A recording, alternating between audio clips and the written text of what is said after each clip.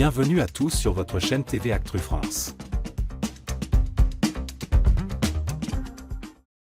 La saison de Koh-Lanta, la tribu maudite se poursuit avec son lot de tensions et de confrontations. Ce mardi 3 septembre 2024, le troisième épisode diffusé sur TF1 a marqué un tournant dans la dynamique de la tribu jaune. Fabrice, directeur de centre équestre, a profité de l'occasion pour dire ses 4 vérités à Lola, kinésithérapeute et membre influente de l'équipe. Dans une interview accordée à Télé Loisirs, Fabrice revient sur cet échange tendu et les origines de leur mésentente. La genèse d'une tension croissante.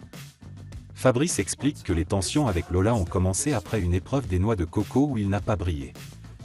Je pensais être en confiance au sein de mon équipe, mais j'ai senti que Lola profitait de cet aveu de faiblesse pour enfoncer le clou, raconte-t-il. Selon lui, des regards en biais et des critiques derrière son dos ont rapidement dégradé leur relation. Fabrice a noté une absence de bienveillance de la part de Lola, qu'il a perçue comme un manque de respect. Une tentative de réconciliation sur l'épreuve des radeaux. Malgré ces tensions, Fabrice a abordé l'épreuve des radeaux avec un esprit positif, espérant que cette collaboration forcée avec Lola et le capitaine Frédéric permettrait d'assainir leur relation.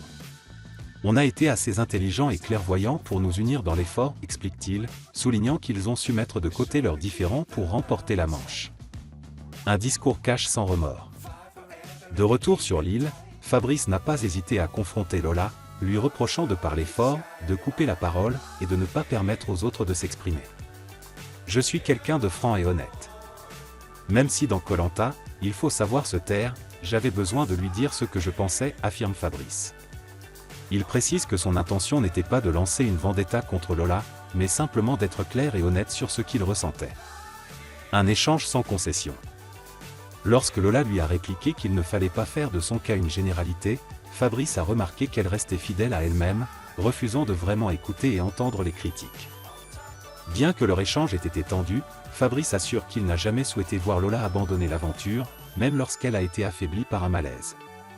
Je me suis dit qu'elle était dans le mal, comme beaucoup de mes co-aventuriers, explique-t-il.